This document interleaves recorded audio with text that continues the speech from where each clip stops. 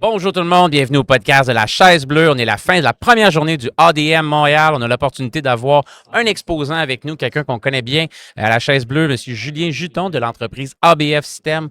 On va parler d'innovation technologique. Julien, avec son entreprise, vient aider les manufacturiers à être de plus en plus efficaces, productifs, avec de l'automatisation industrielle. On va parler de relève d'entreprise. On va parler du monde futur manufacturier, des ponts anti-conflit en France, qu'est-ce qu'on voit ici, donc échange culturel aussi. Donc, c'est un podcast à ne pas manquer avec M. Julien Juton. Merci, bonne écoute. La Chaise Bleue est une idée originale de GLM Conseil. En partenariat avec KPMG.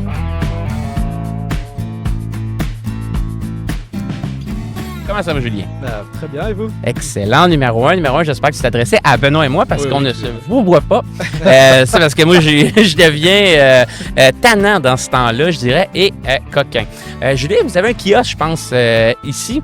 Revenons-y avant. Première des choses, on aimerait, c'est la première fois, je pense, qu'on a l'opportunité de s'asseoir avec toi au podcast. Ouais, J'aimerais que les auditeurs puissent te connaître, toi, avant de connaître ABF. Avant de connaître Julien Juton, toi, t'es background, tu viens de où? Qu'est-ce qui t'a amené chez ABF ultimement pour. background, ça vient de loin, là. Ben oui, quand même, mais on a le temps. Là, on est correct. Background, moi, je suis technicien. Oui. Pas ingénieur, je suis devenu ingénieur plus tard. Technicien d'automatisation, donc tout ce qui est machine, c'était ça le point de départ. J'ai voyagé un peu, Angleterre, Espagne, Mais t'es natif de? de France. Mais où en France? Ou en France. Ouais, c'est grand la France, c'est là, ça. Julien. Donc l'ouest, vraiment Nantes, côté de Ah l'Atlantique. non, wow. 30 Ok. minutes de la plage. Oh là. C'était ça l'enfance. Puis après, partir en Angleterre, faire l'université. Partir en Espagne pour la jeunesse, découvrir. Mhm. Là, j'ai découvert le monde de l'automatisation, les robots, l'industrie automobile, En Espagne. en Espagne. OK. Donc, j'ai Où en fait Espagne? Je suis curieux. T'es en Barcelone. haut, dans le sud? À Barcelone, direct? Barcelone, ouais. OK. Wow, OK. Barcelone, 3 Les, ans. les villes qui sont dures à vivre quand même, Nantes, Barcelone après, Angleterre, Longueuil. Longueuil. Ça, c'est venu après. Ouais, mais c'est là qu'on a des questions, là, Eh, quand la même. plage. Donc non, c'est ça, Espagne, crise de 2008. Oui. Donc, Effondrement je boursier. suis en direct chez Ford. OK. Plus de Boum. voiture, du jour au lendemain, plus de voiture de commandée. On arrête là. On continue le projet ou pas? Bah oui, mais ça se finit. Terminé. Donc là, décision de rentrer en France. Reparti, toujours automatisation, trouver d'autres choses, d'autres défis personnels. Puis en fait, j'ai trouvé une start-up qui avait 5-6 ans, qui commençait à faire des machines, agroalimentaire, biscuiterie. On est embarqué là-dedans, puis au fur et à mesure, monté dans la compagnie. Puis c'est une compagnie qui faisait 70% international. Comment s'appelait cette compagnie? Tu me l'as déjà dit. Je me rappelle de ton ancien. SG2C en France, ouais. SG2C. SG2C, spécialisé dans les convoyeurs, Oui. principalement convoyeurs, et des poses de crème sur des produits. Par exemple, tout ce qui est mini Oreo, tous ces produits-là, il y en a plein dans le monde, là, les Mhm. Belvita de ce monde et tout ça. Donc, on était que 3 manufacturiers dans le monde à faire ces machines-là. Ceux qui apposaient la crème sur des Poser gâteaux, la des desserts, crème, ou peu retourner un importe. biscuit sur deux, poser le chapeau dessus. OK. Ces machines-là, donc assez complexes. On en faisait partout dans le monde, 70% d'export. Puis c'est là que j'ai fait pas mal de place. Je me suis retrouvé au Québec une couple de fois. Ah, pour Chez- des projets, c'est comme ça. t'as Chez fois des dans les biscuits Québec. Leclerc de ce monde, chez des Exactement. compagnies Exactement, dans c'est ce comme ça que c'est genre-là. arrivé en fait. OK. Ils m'ont envoyé au Québec une première fois, puis un deuxième projet, puis un troisième projet. Puis je revenais quasiment tous les ans en fait depuis 2012. C'était tes premières fois à vie que tu venais ici au Québec. Au Là. Québec, ouais. OK. Au Québec, c'était les premières fois. Donc après découvrir le pays, je suis plus premier projet tout seul, avec des Québécois, 100%, baigné dedans direct. Choc C'était- culturel en partant c'était et génial, tout quoi. et tout. C'était vraiment, vraiment bien. Et donc on a continué 1 an, 2 ans, plusieurs projets. Puis moi, j'avais déjà voyagé, j'avais d'autres idées de repartir.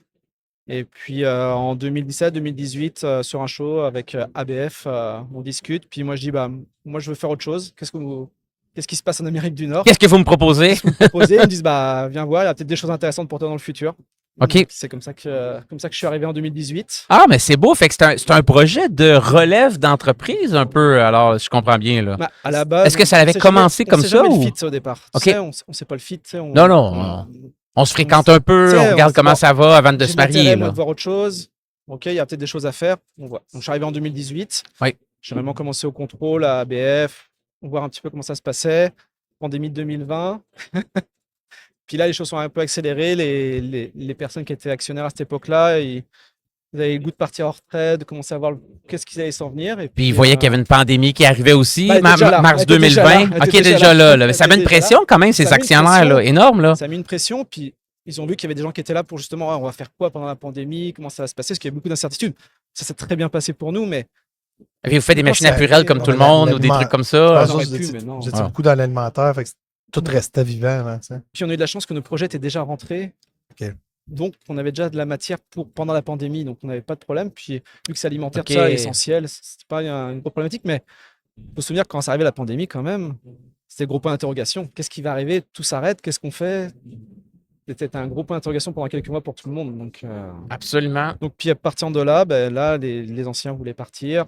On était 5, on les ont ciblé des personnes qui voulaient reprendre l'entreprise, puis on était 5 et c'est comme ça qu'on est reparti, on a refait l'entreprise et puis qu'on continue. Mais 30 secondes. Tu sais, tout arrive, là, France, international, tu arrives dans une entreprise à Boucherville, ABF, que je connaissais avant même que tu arrives, parce que je connaissais Serge via l'oncle, en tout cas. Exactement. il y Ça a avait 35 comme- ans, 35 ans Ouais, c'est ça, tu sais. d'histoire. Ouais. Puis là, t'es le président. Ouais. Mais comment c'est décidé? Puis tu as le droit de dire, tu sais, Benoît, peut-être c'est confidentiel, peut-être pas, mais comment les 5, incluant toi, qui est comme l'international, là, qui arrive dans un groupe de Québécois de la Rive-Sud, Il est là depuis 2 ans dans 2 l'entreprise. ans dans l'entreprise, qui réussit à prendre, tu sais, je dis pas que réussir, tu l'as pas arraché à personne, mais Non. tu sais, j'imagine que ça prend du leadership et tout, là, mais comment ça s'est décidé que c'était toi qui prenais la présidence? En fait, je prends la présidence administrative. Après, on est toujours tous les 5 à décider quand même. OK. C'est Mhm. plus administratif, mais on est tous les 5 à décider. Après, je pense qu'il y a mon expérience de vie, les choses que j'ai vécues, les choses que je voyais, que j'ai vues à d'autres places, que je suis arrivé avec ça. Puis moi, j'ai un gros bagage technique aussi derrière. Ça l'aide énormément, ça, quand même, pour parler avec le département d'ingénierie, les ventes, Exactement. comprendre et tout, là. Je suis quelqu'un qui est assez couteau suisse dans le sens où on peut me faire de la comptabilité, du marketing, du web. Ça me dérange pas. J'arrive à comprendre, puis pas aller jusqu'au bout des choses. Je ne vais pas être Alors, professionnel je dans chaque chose, mais je vais Tu es comprendre, capable puis d'être je suis jack of capable all trades dans plein de domaines, je mais t'es. comprends de le comprendre. Donc, c'est ça aussi qui est ma grande force, c'est que je suis un gros couteau suisse qui peut comprendre plein de choses. À ma compréhension, tu es le plus jeune des 5, tu sais. Oui. C'est fou. Puis quand tu parles à tes parents, mettons en France, là, puis là, ils vont écouter le podcast, que tu sais, ça s'écoute un podcast, ils vont rire, tu sais. Mais comment ils voient ça, eux autres? Ils disent, bon, Julien est rendu président d'une entreprise en automatisation industrielle dans le coin de Montréal. Ah, ils disent. J'ai une famille entrepreneuriale Ah, aussi. ils le savaient, là. Ah, ok, Ils quand savaient. même. Ils t'avaient vu dès la jeune enfance. Ils t'ont que ça coaché arrivait. dès Moi, ton j'étais jeune avec mon âge, père là. à 16 ans, j'étais avec mon père quand il a monté son entreprise. Donc, c'est quelque chose qu'il savait. Il savait que ça arriverait un jour ou l'autre. Comment, quoi, pourquoi, on ne savait pas, mais c'était quelque chose c'est une ambition qui est peut-être depuis longtemps. Donc, Puis les 4 autres actionnaires qui sont avec toi, est-ce qu'eux pensaient reprendre l'entreprise ou ça s'est fait?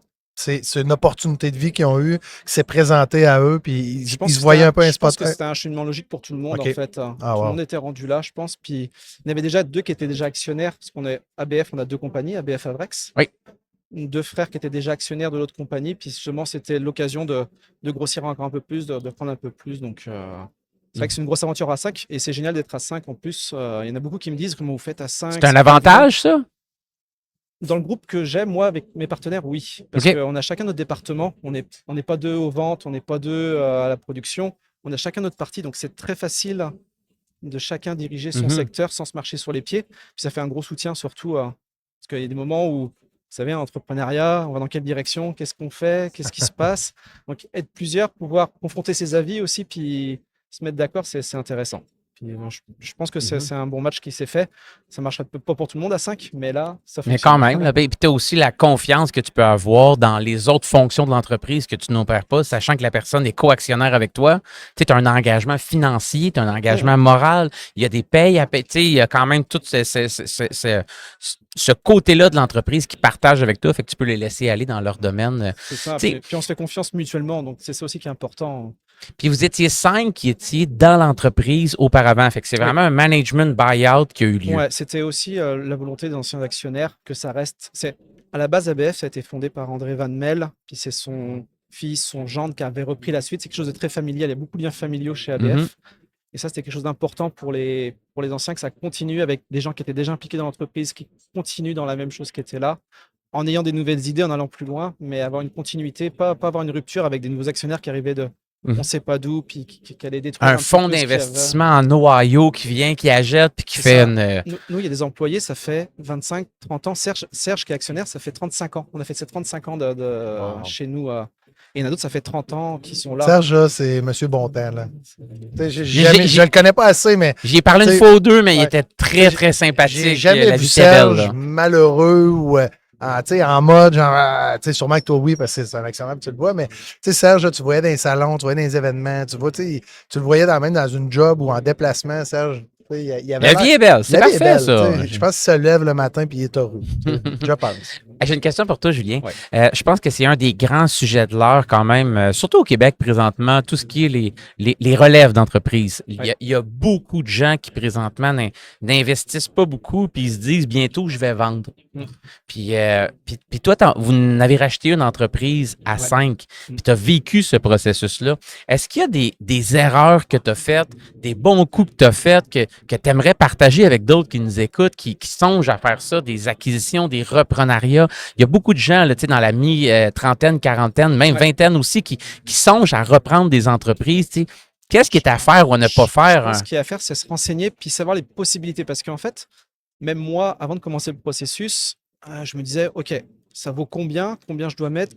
C'est des grandes questions, pareil. Là. Est-ce que je mets ma maison en vente? Qu'est-ce qui se passe? Non, mais j'ai tout ça, qu'est-ce qui va se passer? Et finalement, quand on pose des questions aux banques, on va se renseigner, tout ça, c'est pas si compliqué que ça. Si on fait par tel moyen ou tel moyen. L'entreprise pouvait s'auto-acheter. Exactement, il y a des choses, il y a plein de moyens. Puis souvent des actionnaires, en plus, qui sont en fin de carrière, qui veulent une passation. Ils sont un peu indépendants. Là. Ils sont indépendants, mais s'ils veulent que ça continue, ils vont tout faire pour vous aider. Nous, c'est ce qui s'est arrivé. Les anciens actionnaires, ils ont dit, bon, comment ça peut se passer? Voilà les scénarios possibles. OK, qu'est-ce qui serait le mieux pour vous? Pas pour eux, pour vous, pour que ça continue, pour qu'on continue l'entreprise. Donc, je pense que c'est ça aussi, les anciens actionnaires, ils ont toujours à cœur, c'est leur bébé, c'est ce qu'ils ont monté, ils veulent que ça continue à vivre, même s'ils ne sont plus là. Donc, il y a toujours de la bienveillance de vouloir bien faire puis de vouloir aider. Fait qu'un des facteurs clés de succès des gens qui regardent des nouvelles entreprises, c'est de s'assurer de la bienveillance des gens qui sont sortants. Exactement. À quel point est-ce qu'ils vont embarquer avec vous dans le projet. Le meilleur atout pour reprendre une entreprise, c'est les gens qui sont sortants, de les avoir avec soi de son côté, puis qui sont là pour t'aider parce que il y a plein de choses que tu connais pas quand tu commences en entrepreneuriat. C'est clair. Moi, il y a monter un plan d'affaires, aller voir les banques, négocier. Enfin, il y a plein de secteurs que tu peux pas connaître. Mais ces gens-là sont déjà passés par là, différemment à notre temps. En fait, ils sont payés pour faire passer à chaque semaine des gens par là. C'est pareil, là. C'est des machines du quotidien. Là. Et c'est ça qui est intéressant, c'est de prendre l'expérience justement des anciens qui étaient là, de reconnaître, d'écouter les erreurs qu'ils ont pu faire aussi. Parce que c'est sûr, quand tu arrives, tu te dis « Oh, moi, je vais révolutionner, j'ai des idées, on va faire ça, on va faire ça, let's go, on y va. » Puis là, tu te fais rattraper par les anciens qui disent « Ouais, mais tu sais, si tu fais ça, ça va être ça, ça va être ça. » Au début, tu es un peu « Ouais, mais je veux le faire. » Ah ouais, là, j'ai investi, il faut valoriser l'entreprise, il faut de la croissance. Là, tu comprends, tu t'arrêtes un peu, t'écoutes. Ah, ok, je comprends pourquoi il faut faire ça. Donc, c'est tous super bons conseils qui font que le cheminement se passe bien, quoi. D'écouter ce qui se passe en arrière. Je veux pas arrêter votre élan, là, mais là, on est rendu quand même une couple de minutes qu'on parle ensemble. Puis je pense qu'on n'a pas encore parlé d'ABF System. Mais moi, je suis content d'avoir Julien. C'est pour ça que je voulais comprendre la personne. Je comprends votre Vas-y, je te laisse reprendre le contrôle. J'aimerais, pour les gens, là, moi, je connais ABF. Okay? Moi aussi. Mais les gens qui nous écoutent là, en différé, là, ABF, c'est quoi? ABF, à la base, c'est un distributeur de pièces pour des convoyeurs. Ensuite, c'est devenu un intégrateur, puis un concepteur de machines spéciales pour toutes les industries autour du Québec. Aujourd'hui, ABF, c'est principalement intégration de lignes, fabrication de convoyeurs, projets spéciaux, robotisation. En fait, tout ce que un client, pour faire simple, c'est un client a besoin de faire un produit d'aller d'un point A à un point B, en faisant X opérations au travers, on est là pour les aider. Parfait. Est-ce que je me trompe en disant que vous avez une spécialisation forte dans le secteur alimentaire? Oui, on est plus orienté secteur alimentaire, puis plus vers le packaging. Donc, on a plus des relations avec, par exemple, votre produit, une barre céréale qui sort emballée, pour qu'elle aille dans une mise en boîte. Bah, nous, on va faire les convoyeurs pour aller jusqu'à la mise en boîte. La mise en boîte pour qu'elle aille à la mise en caisse. On va vous faire les convoyeurs pour aller jusqu'à la mise en caisse. La mise en caisse pour qu'elle aille à la palettisation. OK, on envoie les caisses jusqu'à la palettisation. Donc, on fait tous les liens entre les machines. On est un peu ce qui cimente entre toutes les machines qui organisent le tout. Anciennement, les chariots poussés manuellement par les gens, peut-être. C'est ça. C'est pour ça que aussi maintenant, on va plus vers l'AMR. Parce que c'est aussi transporter d'un point A à un point B, c'est le même principe, Mhm. mais avec un Là, AMR. pour les gens qui écoutent, on parle d'AVG, AMR, et ça. Tu veux juste décrire c'est quoi l'AMR pour toi? Parce qu'il y a des gens, pour vrai, ils connaissent moins des fois les acronymes. Là. Ouais, c'est ça. AGV puis AMR, c'est quasiment la même chose. Ouais. C'est qu'il y en a un qui est guidé et l'autre, il est autonome, hein. Donc AGV, c'est Guided et AMR, c'est Autonomous Mobile Fait que là, Robot. quand moi je dis AVG, ce que je comprends pas, c'est que l'AMR est beaucoup plus puissant. Là. Le puissant, c'est pas la même technologie. C'est que Ouais. l'AGV, il va avoir besoin d'une liste pour quelque chose au sol pour le tracer, un code data matrix, un fil rouge qui le tient. Alors qu'un AMR, lui, s'il voit un obstacle, quelque chose devant, il va pouvoir faire le demi-tour, contourner Mhm. les choses, que l'AGV, il va être plus limité dans ce sens-là, quoi. Fait que puis là, tu as le droit de dire, Benoît, tu te perds, là, mais mettons le robot Spot qu'on voit là, tu sais, de Boston, tu sais, qui se promène là, Ouais. comme le chien, lui, dans le fond, c'est un AMR. Ouais, c'est un AMR. Lui, il a ses capteurs intégrés dessus, hein. Ah ben ouais, on va t'apprendre quelque chose, là, Ben. Là, C'est c'est... le fun, des fois, on n'apprend plus, puis là, on apprend. Tant mieux, on va le prendre. Je reviens à ABF. J'aimerais comprendre, Julien, comment ABF se démarque sur le marché par rapport à la compétition.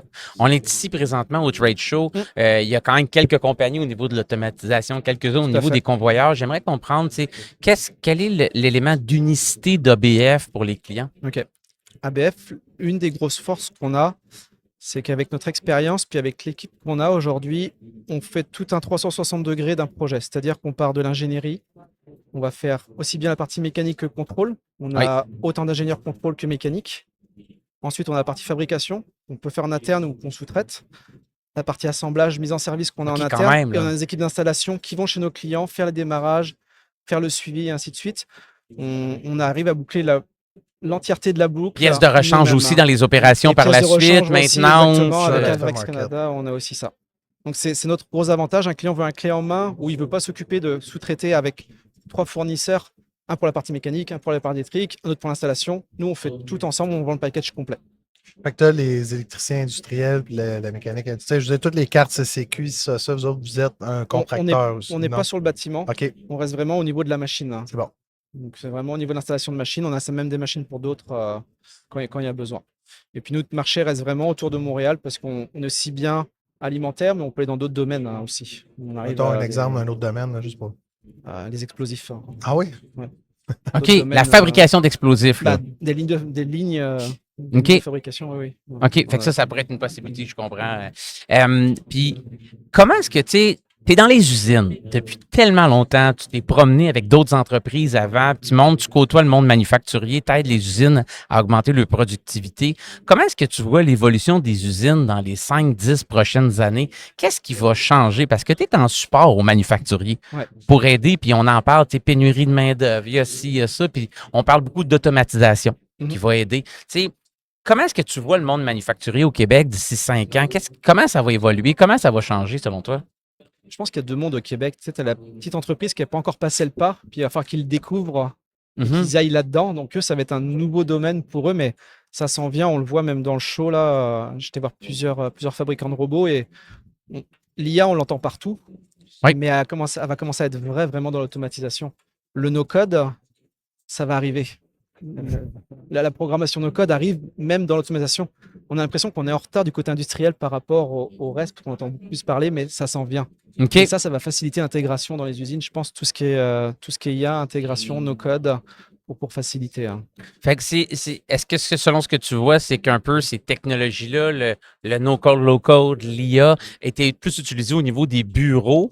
Puis là, on va voir que ça va émerger beaucoup plus sur le plancher de production. Je pense qu'il est parti pour le grand public. OK. C'est sûr. Alors, ChatGPT, avec tout ça, depuis 2 ans, c'est complètement fou là, ce mais que ça l'industrie est comme en révolutionne. retard là-dessus. Mais ça s'en vient. On s'en voit de plus en plus de capteurs intelligents, de robots qui peuvent. C'est une industrie qui est plus conservatrice, on est moins early birds, on est plus réfractaire au changement. Je pense qu'il y a des gros joueurs qui veulent aussi garder leur marché. C'est logique, c'est normal. Il faut se rendre compte aussi que faire quelque chose d'industriel, il y a tout un process à respecter derrière au niveau de la sécurité, parce qu'il y a des humains qui sont avec les machines, il y a tout cet aspect-là qui vont faire extrêmement attention, hein. Un chat GPT chez vous, il va pas faire grand mal, là. Mais ça dépend, si tu le mets des mains à Benoît, ça peut faire mal. un chat GPT dans un robot qui sait pas où il va. Oh, OK, voilà, quand même, j'avoue, là, ça c'est... présentement, Julien, pour opérer, faire la relève, mobiliser les gens, être là pour toute ton équipe, les clients. C'est quand même un bon rôle que tu fais. Tu te dois d'être un homme passionné. faut que tu aies de l'énergie, puis tu arrives avec de la drive, des idées. Puis présentement, tu es assis sur le bord du feu. On le voit pas Les aujourd'hui, gens ne le là. voient pas à la caméra. D'habitude, c'est plus bas le salon un petit peu. Puis j'aime poser la question parce que, tu sais, être entrepreneur, souvent, c'est des bébites particulières. Ouais. Tu sais, une belle définition d'entrepreneur, pour moi, ça pourrait être quelqu'un qui fait arriver ses projets. Quelqu'un qui concrétise ses projets. Mais pour être sur le bord du feu puis avoir ta flamme intérieure allumée, c'est quoi les bûches dans ta vie personnelle que tu mets dans ton feu intérieur pour garder cette passion-là à l'intérieur de toi? Qu'est-ce que tu fais, toi, Julien, comme routine ou peu importe? Je pense que la première chose quand tu es entrepreneur, tu vois pas, c'est pas un travail. C'est Ok. un jeu pour moi. Tu sais, C'est un jeu. J'adore ça. Je vais au travail avec le sourire. Tout le monde qui me voit arriver, je n'ai jamais la tête. Arriver ce qui arrive, on continue. Puis c'est comme ça. Puis c'est ça qu'il faut continuer. Puis c'est un jeu dans le sens où on cherche toujours à s'améliorer. Qu'est-ce qu'on va faire après? C'est quoi le prochain step? Où est-ce qu'on doit s'améliorer? Qu'est-ce qui va se passer? C'est comme ça qu'il faut le voir. C'est qu'il n'y a pas de fin en plus à ça. Donc c'est ça qui est intéressant. Fait qu'on garde ça pas de fin. Puis je pense que le jeu, tu vas adhérer à ça, Ben. Ah ben, Si on se lève le matin, que si c'est pour y aller en reculant, ça sert à rien d'y aller. Non. T'es mieux de pas y aller, de poser des belles questions. Puis. C'est qu'il y a un problème si tu vas. Non, il faut y aller avec l'envie, l'envie de découvrir des choses, d'aller plus loin, de s'amuser, puis d'avoir du fun avec les équipes aussi, que tout le monde embarque là-dedans, puis que tout le monde y aille. J'adore ça. Tu nous disais tantôt, Julien, que tes parents étaient entrepreneurs en France. Il était, ouais. Il était, OK. Dans ta jeunesse ou dans les moments que tu as passés avec tes parents dans leur vie d'entrepreneur, c'est quoi le meilleur conseil qu'ils t'ont jamais donné? Ma mère, elle m'a dit, surtout fais jamais ça. Excellent conseil que tu n'as pas suivi. C'est ça. Évidemment, C'est super ça. Autre question par rapport à Non, ABF. sans rire. Le seul conseil que mon père m'a donné, ne fais jamais une entreprise en France. Ah, OK. OK, fait que tu l'as écouté. Ouais. Pour ça, avec Pour l'avoir félicitations. vécu, c'était un bon conseil. Paperasse, bureaucratie, Ah, c'est culture, tellement acceptation compliqué. C'est pour ça qu'au sociale. Québec aussi, c'est tellement. Moi, je trouve ça magique, cette ouverture. Comme tu le dis, tu sais, au bout de 2 ans, j'ai eu cette opportunité-là. Oubliez ça en Europe, ça serait peut-être jamais arrivé. Ah, pour vrai? Non, il y a des choses. C'est tellement structurel, tellement bureaucratie, puis papier, puis imposition, puis que tout est compliqué. Ah, fait que c'est pas juste une idéologie ici que c'est la terre des opportunités, Non, que je tout pense est que possible. c'est- C'est concret, réel. je Là. pense Tu que nous le c'est confirmes, concret. tu l'as vécu des deux bords. Ouais, tout à fait. Est-ce que tu as encore beaucoup de contacts avec des collègues en France, des gens industriels et tout? Toutes les semaines. Toutes les semaines. Tu sais, ce qu'on entend beaucoup parler, c'est toi, Benoît, qui avait été visiter des gens à Paris, justement, des groupes Capital. Puis, tu sais, ce qu'on se rend compte aussi, c'est qu'il y a beaucoup d'entreprises qui sont à vendre au Québec. Il y a un manque de relève, puis des fois, il y a un manque de capitaux. L'argent coûte cher quand même pour des gens qui n'ont pas des actifs énormes pour racheter des entreprises. Tandis qu'en France, il y a beaucoup de gens qui en ont de l'argent présentement, puis il n'y a plus d'entreprises à vendre. C'est très difficile de les racheter, puis starter des nouvelles entreprises. C'est beaucoup plus complexe. Tu sais, on pense des fois à essayer de faire des matchs entre ces Ouais. deux réalités-là, l'équité, l'argent qui est ici, pour venir racheter. Si on a des opportunités de gens en France qui voudraient venir investir dans les entreprises au Québec, est-ce que tu serais prête à participer avec nous, leur donner un coup de main, faciliter ça? Il n'y a pas de problème, c'est juste qu'il faut comprendre aussi. Moi, j'ai passé 2 ans à comprendre la culture québécoise, je suis avec des associés québécois. Faut pas arriver de dire, bon, je viens de France, puis Ah, on va faire ça comme ça, puis non. Merci, bonsoir.